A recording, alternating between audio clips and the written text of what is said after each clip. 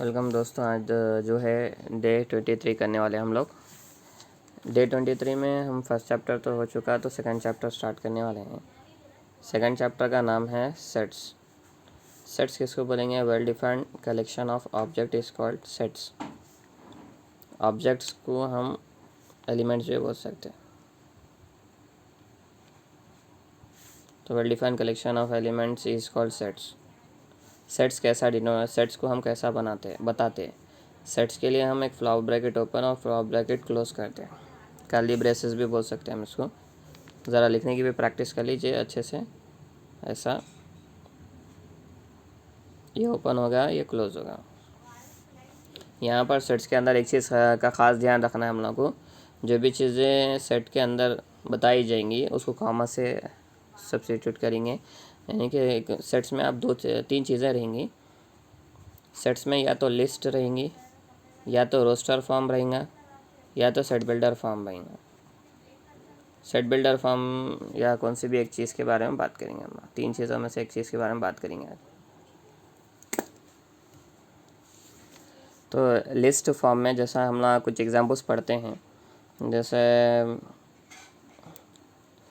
Set of natural numbers.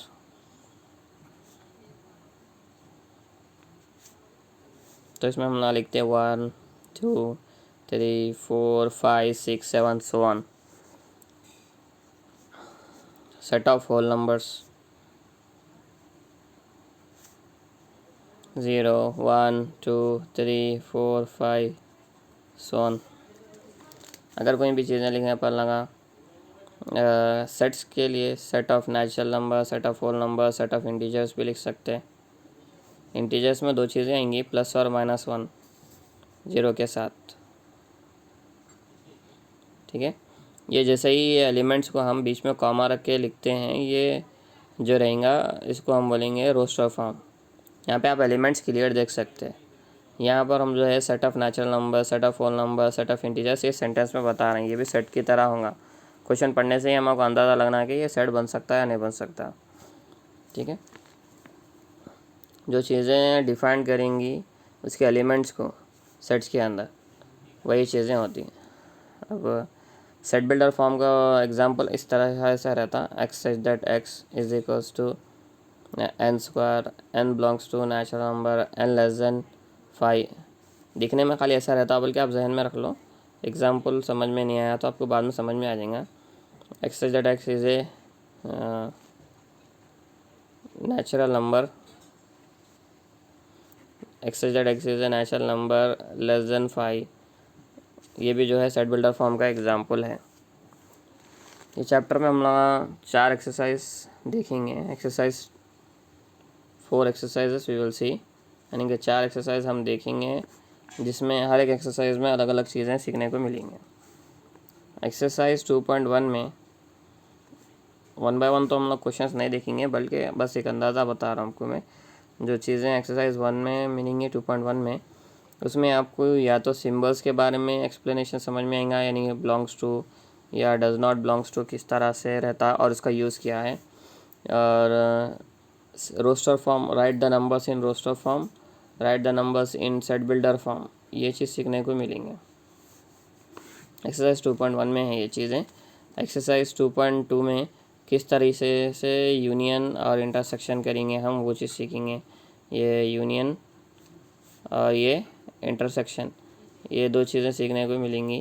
और a minus B, B minus A भी इसी का पार्ट है। और एक्सरसाइज 2.3 में a minus B, B minus A, ये चीज़ सीखने के साथ साथ सेट बिल्डर फॉर्म तो उसके अंदर क्वेश्चंस नहीं है, बल्कि सबसेट्स बनाने का है। लिस्ट ऑफ सबसेट्स का क्वेश्चंस रहेंगे उसमें, लिस्ट ऑफ सबसेट्स बनाने के क्वेश्चंस रहेंगे।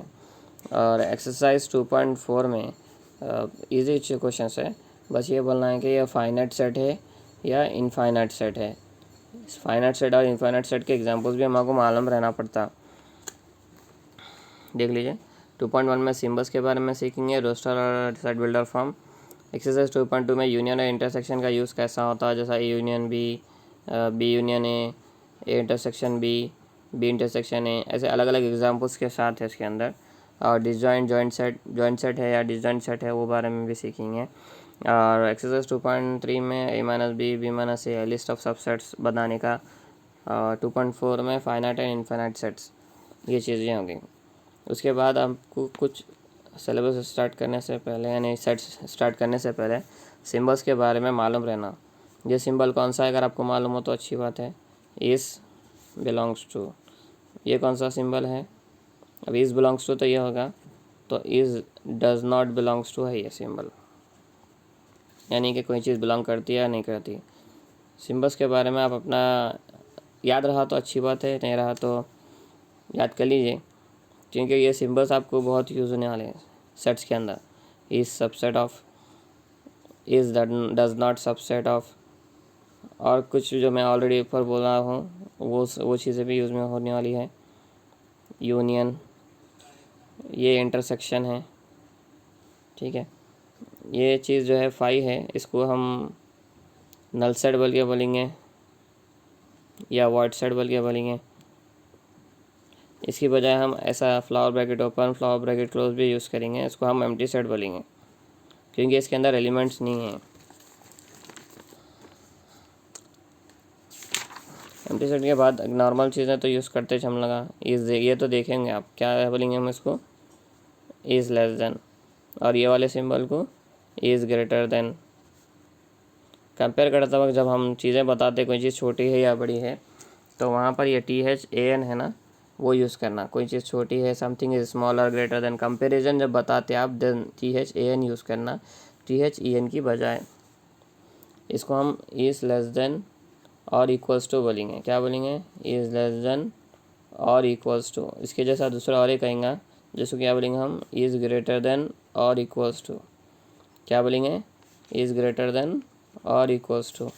तो ये तो मालूम ही चूँगा, इज़ इक्वल्स टू। इससे हट के भी चीज़ें देखने को मिलेंगी, जैसे इसको फॉर ऑल पढ़ेंगे और ये सच दैट पढ़ेंगे। ऐसे ही कुछ सिंबल्स आपको अपनी तरफ से भी याद कर लेना है। ये सेट्स में तो ये यूज़ होने वाले हैं। तो ठीक है, अगली क्लास में हम देखेंगे कि कैसा क्वेश्चंस दिखेंगे और उसके आंसर्स कैसा करना है। Thank you everyone.